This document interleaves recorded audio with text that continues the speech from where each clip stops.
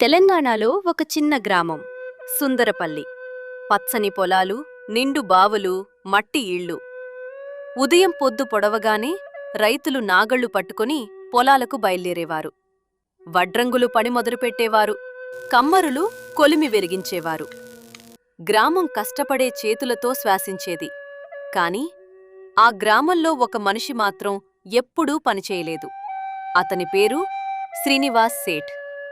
గ్రామంలో అత్యంత ధనవంతుడు. అతని దగ్గర పెద్ద పెంకుటిల్లు, 3 గిడ్డంగులు, 100 ఎకరాల భూమి ఉండేది. కాని ఆ భూమిలో అతను పనిచేయలేదు, కూలీలు చేసేవారు.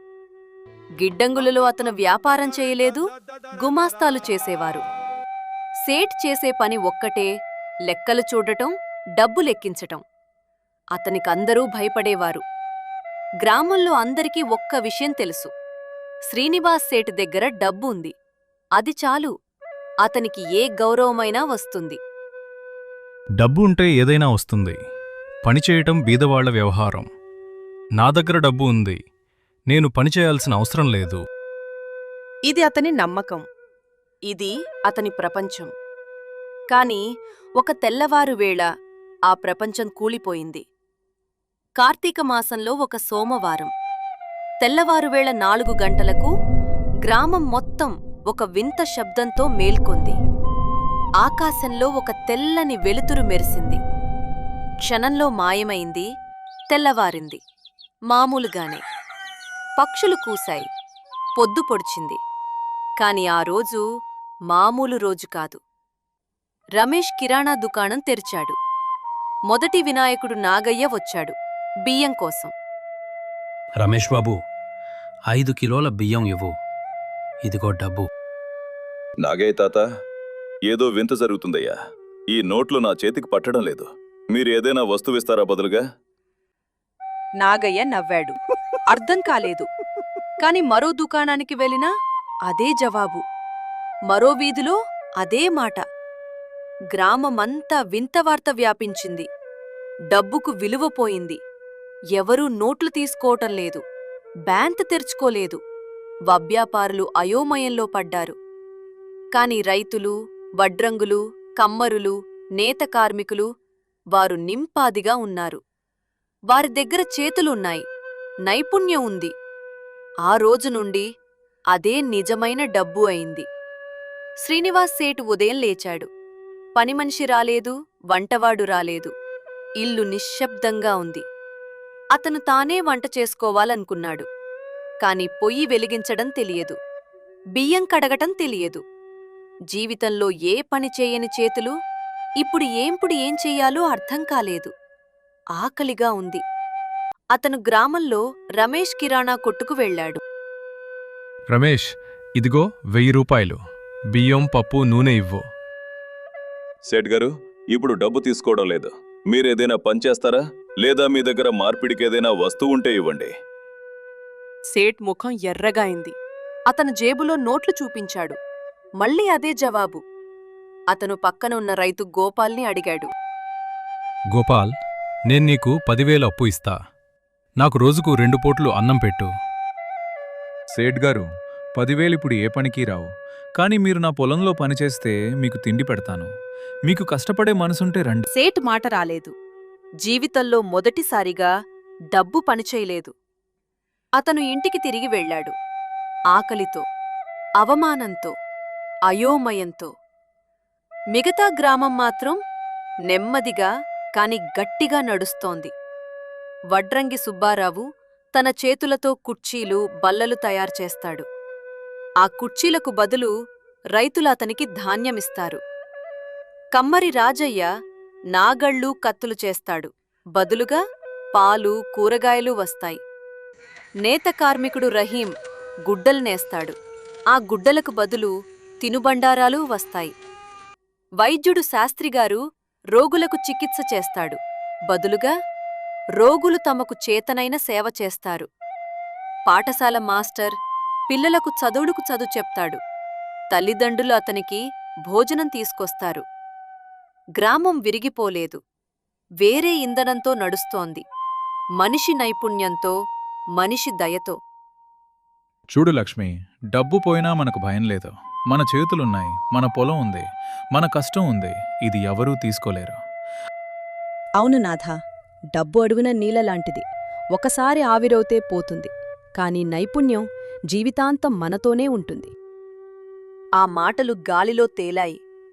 కాని ఆ మాటలు వినవలసిన చెవులు మాత్రం ఇంకా తెరుచుకోలేదు. 2 రోజులు గడిచాయి. శ్రీనివాస్ సేఠ్ ఆకలితో అలమటిస్తున్నాడు. అతను చాలా ప్రయత్నాలు చేశాడు. పొరుగింటి అమ్మాయిని వంట చేయమని అడిగాడు, డబ్బు ఇస్తానని. ఆమె నవ్వి వెళ్ళిపోయింది. తన పాత గుమాస్తాని పిలిచాడు. సేట్ గారు, నాకు మీ దగ్గర జీతం వచ్చేది. ఆ జీతం ఇప్పుడు పనికిరాదు. నా దగ్గర నైపుణ్యం ఉంది. లెక్కలు రాస్తాను. లెక్కల బదులు ఆహారం తీసుకుంటాను. మీకు ఏన్పించగలరు సేట్ గారు? సేఠ్ జవాబు చెప్పలేకపోయాడు. అతను జీవితంలో ఏమీ నేర్చుకోలేదు. 4 గోడల మధ్య, లెక్కల పుస్తకాల మధ్య పెరిగాడు. ఇప్పుడా పుస్తకాలు నిరుపయోగం. 3వ రోజు రాత్రి సేఠ్ తన పెద్ద పెంకుటిల్లు వెనక చీకటిలో కూచొచ్చున్నాడు. కడుపు మండుతోంది. గర్వం తగ్గింది. ఏం చెయ్యాలో తెలియటం లేదు. అప్పుడతను ఏడ్చాడు. జీవితంలో మొదటిసారి. ఆ కన్నీళ్లు అహంకారం కరిగిన చిహ్నం, మార్పు మొదలయ్యే చిహ్నం. 4వ రోజు ఉదయం సేఠ్ గోపాల్ పొలానికి నడిచాడు. అతనికి సిగ్గుగా ఉంది. కాని ఆకలి సిగ్గు కంటే పెద్దది. గోపాల్, నాకు తిండి కావాలి.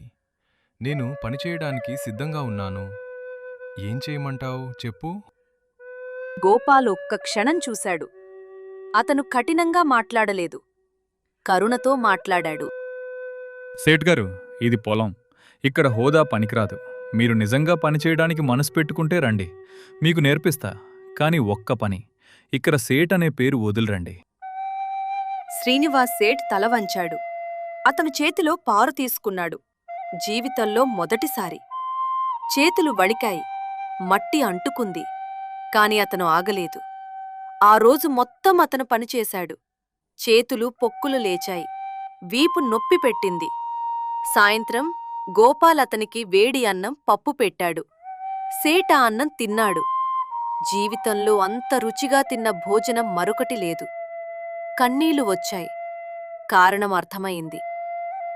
గోపాల్, ఈ అన్నం ఇంత రుచిగా ఎందుకుంది? ఎందుకంటే మీరిది సంపాదించారు స్వంత కష్టంతో. ఆ రుచి వేరే ఏ డబ్బు కొనలేదు సేట్ గారు. రోజులు గడిచాయి. శ్రీనివాస్ సేఠ్ ప్రతిరోజు పొలానికి వెళ్ళాడు. మొదట్లో గ్రామస్తులు చూసి గుసగుసలాడారు. అదిగో చూడు, సేట్ పారుపట్టుకున్నాడు. లక్షలున్నాయి కదా, ఇప్పుడు మట్టి పనిచేస్తున్నాడు. కాని వారం గడిచింది. పక్షం గడిచింది. సేఠ్ ఆగలేదు. అతను నెమ్మదిగా నేర్చుకున్నాడు. విత్తనాలు ఎలా వెయ్యాలి, మొక్కలకు నీళ్లు ఎలా పెట్టాలి, కలుపు ఎలా తీయాలి. అతని చేతులు గట్టిపడ్డాయి. అడుగులు స్థిరపడ్డాయి. ఒకరోజు చిన్న పిల్లాడు రాజు అతని దగ్గరకు పరిగెత్తి వచ్చాడు. సేఠ్ ఆగాడు. అతను పొలంలో తాను స్వయంగా పెంచిన వంకాయలు తీసి పిల్లాడికి ఇచ్చాడు. పిల్లాడు పరిగెత్తాడు. సేఠ్ తన చేతులు చూశాడు. మట్టి అంటిన చేతులు. కాని ఆ చేతులు ఇప్పుడు ఏదైనా ఇవ్వగలుగుతున్నాయి. అతని గుండె లోపల ఏదో కరిగింది. డబ్బు ఇచ్చినప్పుడు ఎప్పుడూ రాని అనుభూతి ఇప్పుడు వచ్చింది. నెల గడిచింది. శ్రీనివాస్ సేఠ్ ఇప్పుడు పూర్తిగా మారాడు. అతను పొలం దున్నగలడు, విత్తనాలు వేయగలడు, కూరగాయలు పెంచగలడు. అతని పొలంలో పండిన కూరగాయలు వడ్రంగి సుబ్బారావుకి ఇచ్చాడు. బదులు అతను ఇంటికి కిటికీ చేసి పెట్టాడు. కమ్మరి రాజయ్యకు కూరగాయలిచ్చాడు. బదులు పారు సరిచేసి పెట్టాడు. ఒక సంధ్యావేళ గ్రామ చావడిలో అందరూ కూర్చున్నారు. సేఠ్ కూడా కూర్చున్నాడు. కాని ఈసారి పైన కాదు, అందరి మధ్య.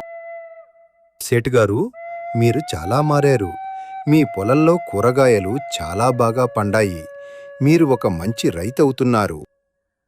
సుబ్బారావు గారు, నేనొక నిజం అర్థం చేసుకున్నాను. ఇన్ని సంవత్సరాలు నేను డబ్బు పోగు చేశాను.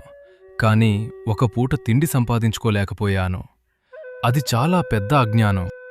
అప్పుడు వైద్యుడు శాస్త్రిగారు లేచి మాట్లాడారు. సేట్ గారు, మీరు ఒంటరిగా నేర్చుకున్నారు. అది చాలా గొప్ప విషయం. అన్ని సంవత్సరాలు మీకు చెప్పే ధైర్యం మాకు లేకపోయింది. కానీ ఆ అనుభవం లేకుండా బహుశా మీరు మారేవారు కాదేమో. అందరూ నవ్వారు. సేట్ కూడా నవ్వాడు. ఆ నవ్వు నిండుగా ఉంది. ఆ నవ్వు స్వతంత్రంగా ఉంది. జీవితంలో ఎప్పుడూ నవ్వని నవ్వు. కొన్ని వారాల తర్వాత ఆ వింత వెలుతురు మళ్లీ ఆకాశంలో కనిపించింది. మరుసటి రోజు డబ్బు మళ్లీ పనిచేయడం మొదలుపెట్టింది. దుకాణాలు తెరుచుకున్నాయి. జీవితం మళ్లీ పాతదారిలో నడిచింది. కాని సుందరపల్లి మాత్రం పాతదారిలో వెళ్లలేదు. శ్రీనివాస్ సేట్ పొలం పని మానలేదు. అతను తన పెద్ద గిడ్డంగిలో ఒకదాన్ని గ్రామ నైపుణ్య కేంద్రంగా మార్చాడు. అక్కడ పిల్లలకు వ్యవసాయం, వడ్రంగి పని, నేత నేర్పించే ఏర్పాటు చేశాడు. చాలా సంవత్సరాల తర్వాత ఒక యువకుడు సేటు దగ్గరకు వచ్చాడు. సేట్ గారు, మీరు ఎప్పుడూ కష్టపడి పనిచేయలేదని అందరూ చెప్తారు. ఇప్పుడు ఎందుకు చేస్తున్నారు? సేట్ మెల్లగా నవ్వాడు. తన మట్టి అంటిన చేతులు చూపించాడు. ఒకప్పుడు నాకు లక్షలుండేవి. కాని ఒక్కరోజు ఆకలి కూడా తీర్చుకోలేకపోయాను. ఇప్పుడు నా దగ్గర ఈ చేతులున్నాయి. ఇవి ఎప్పటికీ నన్ను మోసం చెయ్యవు. ఎందుకంటే ఇవి నాకు నేనే ఇచ్చుకున్న సంపద. డబ్బు ఒక సాధనం మాత్రమే. అది సర్వస్వం కాదు. నైపుణ్యం మరియు కష్టపడే మనసు, అవే మనిషిని నిలబెట్టే నిజమైన సంపద. డబ్బు పోతుంది, మార్కెట్ పడిపోతుంది. కాని నీ చేతుల్లో ఉన్న నైపుణ్యం, అది ఎప్పటికీ నిన్ను వదలదు.